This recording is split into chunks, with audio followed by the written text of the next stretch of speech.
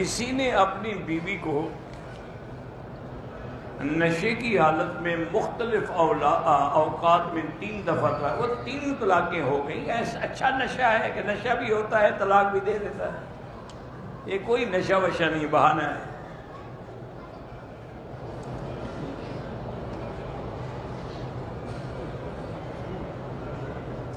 ایک عورت پاکستان سے آئی عمرے پہ حیض کی حالت میں، اس نے وہاں سے نیت نہیں کی تھی.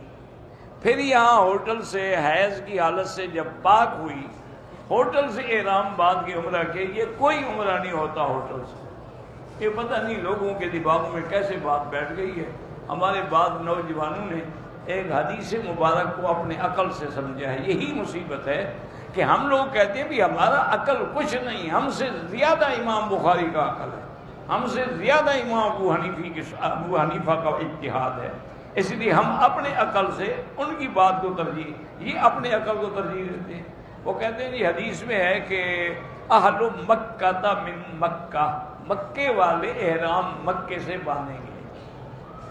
انہوں نے فتویٰ دے دیا جب عمرہ کرنا ہے تو مکے میں جہاں بیٹھے ہوٹل میں ہی احرام باندھو عمرہ کر لو. یعنی انکار کرنے پہ آئے تو مسجد عائشہ کا عمرہ بھی جائز نہیں، اور مہربانی کرنے پہ آئے تو ہوٹل سے عمرہ کروا دیں. یہ عجیب بات ہے. یہ حدیث مبارک بالکل صحیح ہے، لیکن حج کے لیے ہے کہ اہل مکہ من مکہ. اب آپ آئے پاکستان سے، آپ تو احرام وہیں سے باندھیں گے، مدینہ سے وہیں سے باندھیں. مکے والے حج کا احرام کہاں سے باندھیں گے؟ مکے والے احرام جو ہے وہ حد اپنے گھر سے باندھیں گے اور سیدھے پھر مینا چلے جائیں. اور یہ بھی یاد رکھو، حج ہو یا عمرہ، اس میں 2 چیزوں کا ہونا ضروری ہے، حل بھی ہو اور حرم بھی ہو. کیا معنی؟ اگر ہم نے عمرہ باندھا ہے مسجد عائشہ سے وہ حل ہے، پھر حرم میں آ گیا تو حل حرم دونوں مل گئے. اچھا اسی طرح حج کا احرام ہم باندھیں گے مکے سے، پھر ہم عرفات جائیں گے، یہ حرم ہے وہ حل ہے، تو حل اور حرم دونوں جمع ہو گئے. صرف حرم ہو پھر بھی نہیں ہوگا، صرف حل ہو پھر بھی نہیں ہوگا. اس لیے اس کی غلطی ہے، وہ عمرہ بھی دوبارہ کرے اور دم بھی ادا کرے.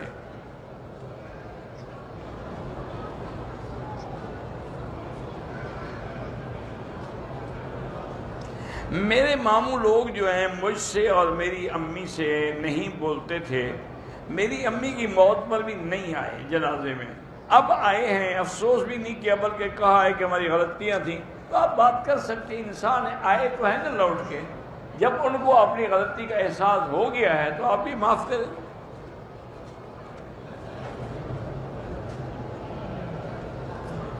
میری والدہ غزالہ 15 سال سے بیمار ہیں، اللہ پاک شفا عطا فرمائے. میری 3 لڑکیاں ہیں، لڑکا نہیں ہے. اللہ سے مانگتی رہیں، اللہ قادر ہیں. رب لا تذرنی فردا وانت خیر الوارثین. پاکستان میں گوجرا والے کا ایک گاؤں ہے، جب سے پاکستان بنا ہے وہاں جمعہ کی نماز نہیں ہوتی تھی. اب وہاں کے لوگوں نے جمعہ کی نماز شروع کی ہے، لیکن اس گاؤں میں نہ کوئی بازار ہے، نہ اس گاؤں کے قریب کوئی گاؤں. وہ حنفی مسلک میں جمعہ نہیں ہوتا. البتہ اہل حدیث علماء کے نزدیک تو 4 آدمی بھی ہو تو جمعہ ہو جاتا ہے. لیکن امام ابو حنیفہ فرماتے ہیں کہ جمعہ کے لیے ضروری ہے کہ وہ جگہ آباد ہو، وہاں بازار ہو، وہاں دکانیں ہوں اور ضرورت کی چیزیں ملتی ہوں. اس لیے کہ اللہ نے قرآن میں فرمایا ہے کہ اذا نودی للصلاۃ من یوم الجمعۃ فاسعوا الی ذکر اللہ وذروا البیع.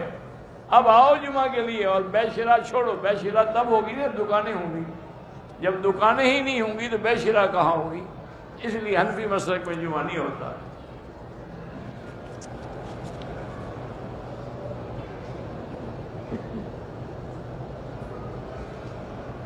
میری شادی کو 17 سال ہو گئے ہیں، میرا شوہر جدے میں. اتنی بہتر تو بیٹی یہی ہے، ایسے شوہر سے خلو لے لو. وظیفے پڑھ کے کیا کرو گی جس نے 17 سال توجہ نہیں کی؟ بہرحال اللہ سے 2 رکعت پڑھ کے یا لطیف یا حدود پڑھا کرو، لیکن بہتری ہے ایسے لوگوں سے جان چھڑائیں. بہرحال جو بھی بچے جن کے ہیں اللہ ان کو صالح بنائے، جن کے نہیں ہیں اللہ عطا فرمائے. کہتے ہیں جی کہ علماء کا مسئلے میں اختلاف رحمت ہے، آپس کا اختلاف تو رحمت نہیں ہوتا. یعنی مسئلے میں اختلاف ہے کہ مثلا ایک بعد امام فرماتے ہیں ظہر سے پہلے 2 رکعت ہیں، امام ابو حنیفہ فرماتے ہیں 4 رکعت ہیں، تو اب جو 2 پڑھے گا تو چلو کسی مسلک میں ادا تو ہو گئی نہیں، ایک رحمت تو ہو گئی نہیں۔ یہ نہیں کہ آپس میں لڑتے رہو، وہ بھی رحمت ہے، وہ کوئی رحمت نہیں، وہ فساد ہے۔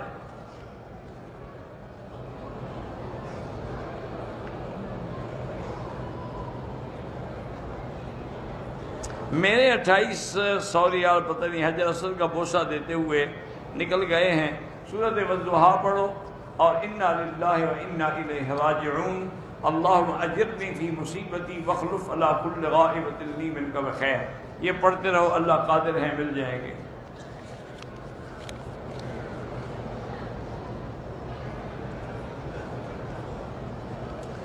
بھائی کو بیٹا ہوا، اس کا نام محمد عفان یا محمد عمار، دونوں نام ٹھیک ہیں۔ جو عمرے پہ آئے ہیں پھر یہیں پہ اپنی موت کی تمنا کر سکتے ہیں، مدینے کے لیے کریں۔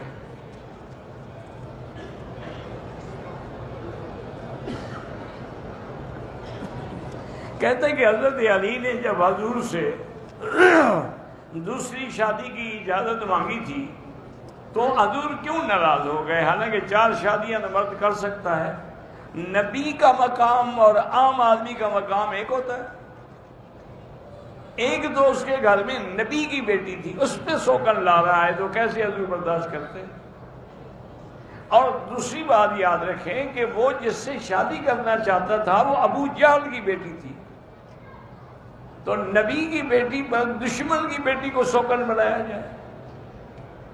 2 باتیں۔ تیسری بات یہ تھی، اس میں حضرت علی کا فائدہ تھا کہ اگر بی بی ناراض ہو جاتی تو اللہ ناراض ہو جاتا، اس لیے حضور نے اجازت ہی نہیں دی تاکہ ایسا وقت ہی نہ آئے، کیونکہ حضور نے فرمایا نا کہ فاطمہ تو بضعۃ منی، وہ جگر کا ٹکڑا ہے، من اغضبها فقد اغضبنی، جس نے اس کو ناراض کیا اس نے مجھے ناراض کیا، اور جس نے مجھے ناراض کیا اس نے اللہ کو ناراض کیا۔ تو پھر حضرت علی کہ اس عمل سے بی بی صاحبہ ناراض ہو جاتی تو حضرت علی تو گئے نا، پھر یہ تو ان کے حق میں حضور نے فیصلہ کیا ہے۔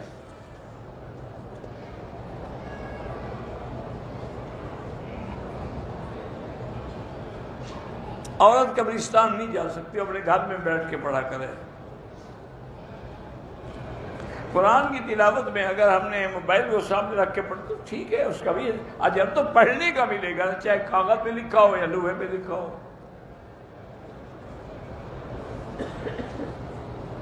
مسجد کو ایک جگہ شہید کر کے دوسری جگہ بنا دے، لیکن اگر وہ مسجد ہے تو شہید نہ کرے، اس کو باقی رکھنا چاہیے، اور اس میں کسی آدمی کی ڈپٹی لگا دے کہ عصر سے عشاء تک بچوں کو قرآن پڑھایا کرے تاکہ وہ بھی آباد رہے، کیونکہ جو مسجد نیت کر کے بنا دی جائے پھر اس کو گرایا نہیں جاتا۔ لوگ کہتے ہیں کہ تکیے کے اوپر بیٹھنا گناہ ہے، پھر گدے کے اوپر بیٹھنا کیوں جائز ہے؟ بس لوگ پتہ نہیں ایسے مسئلے کیوں بناتے رہتے ہو۔ کعبے پر پہلی نظر پڑے تو کون سی دعا مانگے جو تمہیں چاہیے، جو تمہیں ضرورت ہو؟ وہ ایک مجھے لطیفہ یاد آیا کہ ایک دفعہ ہمارے بھی دوست تھے مرزا جہباز، وہ حضرت شاہ جی رحمۃ اللہ علیہ کے بھی بڑے پرانے ساتھی تھے، اور انہوں نے حضرت کی صحبت اور دین کے لیے جہباز مرزا نے 11 سال قید کاٹی، مجاہد آدمی تھا۔ تو خیر میرے پاس آیا، حرم میں ہم بیٹھے ہوئے تھے، تو عشاء کی نماز درس کے بعد عشاء پڑھی، عشاء کے بعد اس کے آگے ایک بنگالی بھائی بیٹھے تھے، بڑے کمزور سے بیچارے، اور وہ نماز میں مرزا صاحب نے اس نے دعا مانگی، یا اللہ مجھے ایمان دے دے، مجھے دین پہ ثابت قدم فرما دے، یا اللہ میری موت ایمان پہ ہو، میرا کلمے پہ موت آئے۔ وہ بنگالی بھائی یہ دعا مانگ رہا تھا۔ اچھا وہ دعا بڑی لمبی کر رہا تھا، اب جہاں بعد میرے ساتھ باتیں کرنا چاہتا تھا، اس کی دعا ختم نہیں ہوتی تھی، تو مرزا صاحب نے بھی دعا کرنی شروع کر دی، یا اللہ مجھے ایک گاڑی دے دے، مجھے ایک بڑی خوبصورت بیوی دے دے، یا اللہ مجھے ایک کار دے دے۔ اس نے غصے سے پیچھے دیکھا، کیا مانگ رہے ہو؟ انہوں نے کہا جو چیز جس کے پاس نہیں ہوتی وہ مانگ رہا ہے، تمہارے پاس ایمان نہیں، تم ایمان مانگ رہے ہو، میرے پاس بیوی نہیں، میں بیوی مانگ رہا ہوں۔ وہی چیز مانگی جاتی ہے نا جو کسی کے پاس نہ ہو۔ تم وہ مانگ رہے، میں اپنی وہ چیز مانگ رہا ہوں، تو اس لیے دعا تم نے مانگنی ہے، پوچھتے مجھ سے ہو۔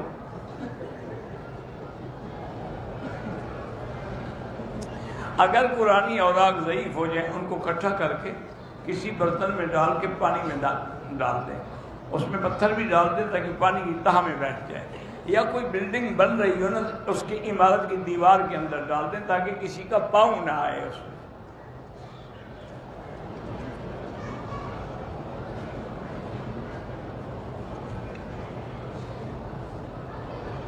کہتے ہیں کہ شادی کے کچھ عرصے کے بعد سسرال والوں نے مجھے برا سلوک کیا، گھر سے نکال دیا، میرا شوہر پردیس میں ہے، 2 رکعت نماز پڑھ کے دعا کرو اللہ آپ کی مشکل حل کرے۔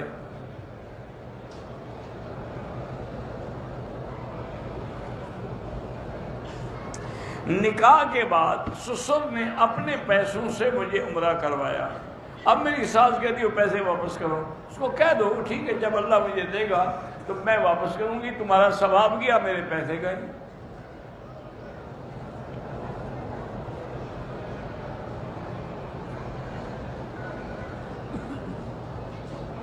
والد یا سسر کی رضامندی کے لیے طلاق کے لیے ضروری نہیں ہے، وہ دے سکتا ہے۔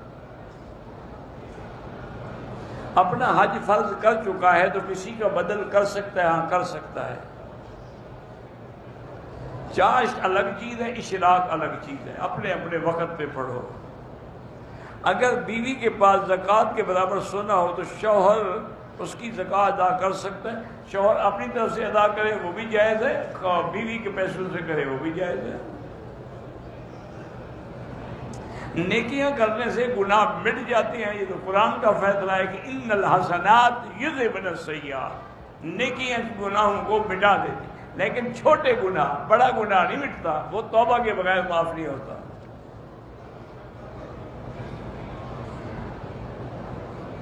میرے والدین اور خالہ پتہ نہیں چلی ہے، اللہ ان سب کو شفا دے۔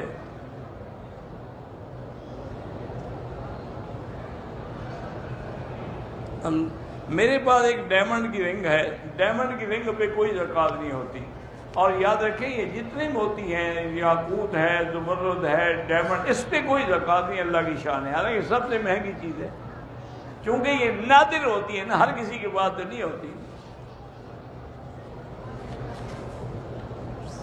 عمرے کرنے والے کو حاجی کہہ سکتے ہیں، کیوں؟ اس نے حج کیا ہی نہیں تو حاجی کیوں کہہ سکتے ہو؟ اس کو باجی کہہ سکتے ہو کہ اس نے غلطی کی کہ حج عمرہ کر دیا بیچارے نے۔ میرے بھائی اظہار کی طبیعت خراب ہے، اللہ شفا دے۔ ہمارا ذریعہ معاش جو ہے وہ ماہی گیری ہے، ہم 3 یا 4 لانچیں ایک ساتھ سمندر میں جاتے ہیں، دوسری لانچ شکار کرتے ہم خالی ہاتھ سے، کوئی کہتے کہ نظر لگی ہے تو لاہور پڑا کرو بس۔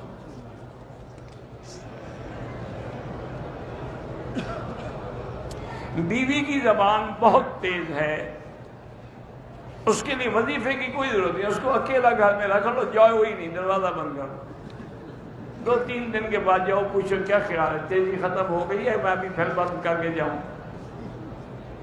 وہ ٹھیک ہو جائے گی۔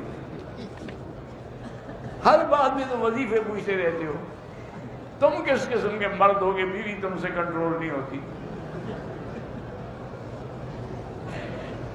ہم جس گھر میں رہتے ہیں باپ دادے کا گھر ہے، پریشان ہوں، نیا گھر بنا سکتی ہو بنا لو، گھر کا کچھ نہیں ہوتا، گھر سب ٹھیک ہے، وہ کرایہ پہ دے دو، تم کسی نئے گھر میں چلی جاؤ۔ میں اپنی امی کو وہیل چیئر پہ طواف کراتا ہوں، ان کی ویل چیئر پہ بیٹھے بیٹھے آنکھ لگ جاتی، کوئی آدمی معذور ہے بیچاری، کیا کریں، ویسے کوشش کریں کہ اس کو پڑھانے کے بہانے جگاتے رہیں، سبحان اللہ سبحان اللہ سبحان اللہ کہو۔ طواف کے دوران پانی یا کوئی دودھ ہے وہ پی سکتے ہیں۔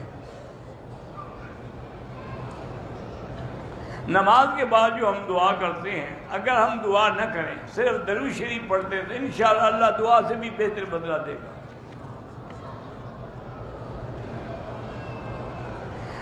ایک آدمی بیوی کو کہے کہ جاؤ تم مجھ سے آزاد ہو، طلاق ہو گئی،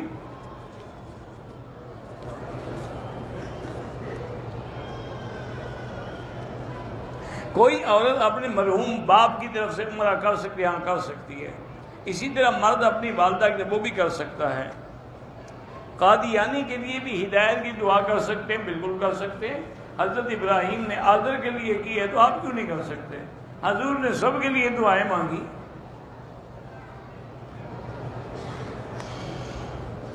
اگر بیگ میں ہم پانی کی چھوٹی بوتل لے جائیں، تم جانو ہوائی جہاز والے جانے، میں کیا کروں؟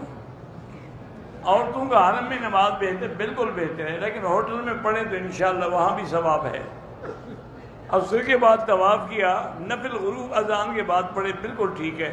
مقام ابراہیم پہ پڑھیں یا کسی بھی جگہ پڑھیں. عصر کے بعد ایک سے زیادہ طواف کیے، اذان مغرب کے بعد 2 نفل طواف ادا کیے، 2 نہیں، سب کے لیے 2 رکعت پڑھنی ہے. عمرے کے بعد حج فرض نہیں ہوتا.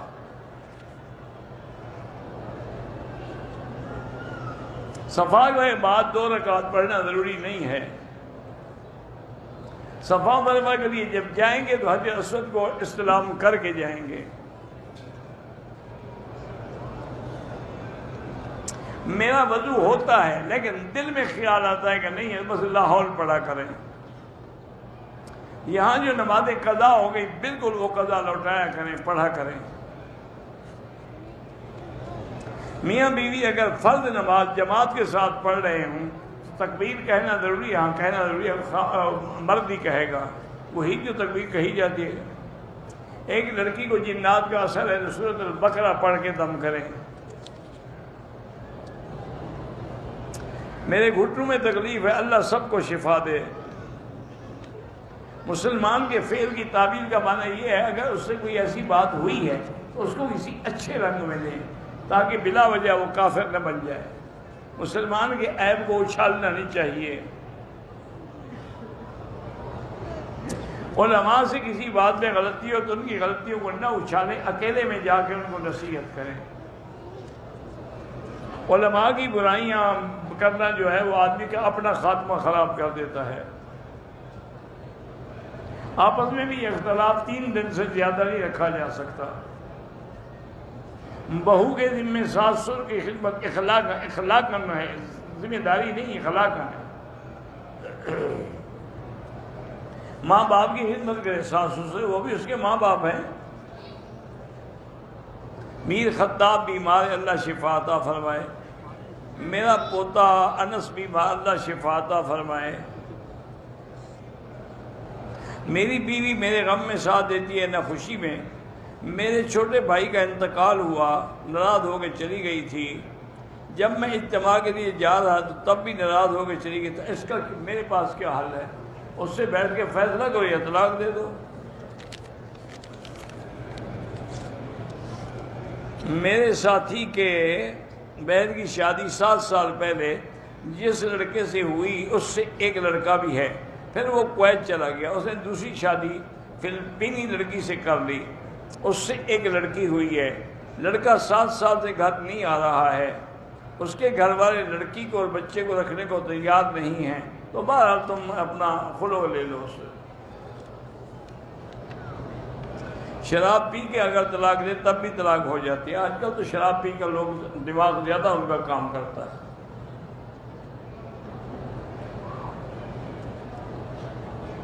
کہتے ہیں آپ کے طالب علم پڑھتے نہیں ہیں یا کھا پی رہے ہوتے ہیں، اللہ ہدایت دے.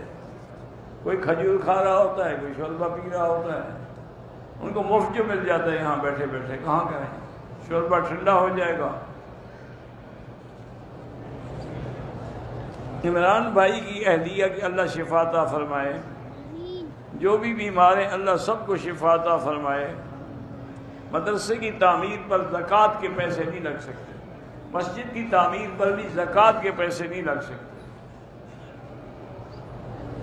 اگر کبوتر چوک میں ہم نماز پڑھیں، اگلی صفحے نظر آ رہی ہیں، نماز ہوگی ورنہ نہیں ہوگی.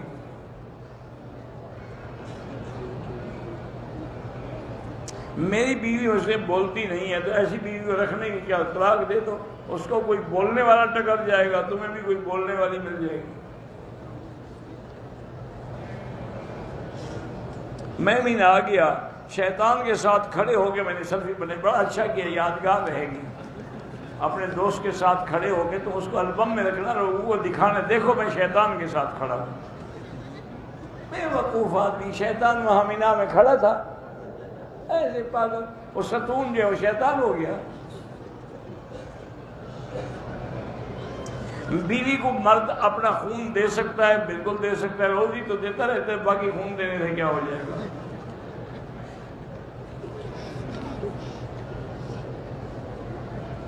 دو رکعت دعا پڑھ کے سال ثواب والے، جس کو کریں، والدین کو کریں، رشتہ داروں کو کریں۔ ایام کے دوران کپڑے پہ خون کا داغ لگ گیا، بڑا کوشش کی لیکن دھبا نہیں جاتا، کوئی حل نہیں، دھو تو ڈالا ہے نا آپ نے۔ اگر ایک عورت حیض میں ہے، ناخن کاٹ سکتی ہے، ہاں کاٹ سکتی ہے۔ ہومیوپیتھی کی دوا کھانے سے وضو ٹوٹ جاتا ہے، نہیں ٹوٹتا ہے۔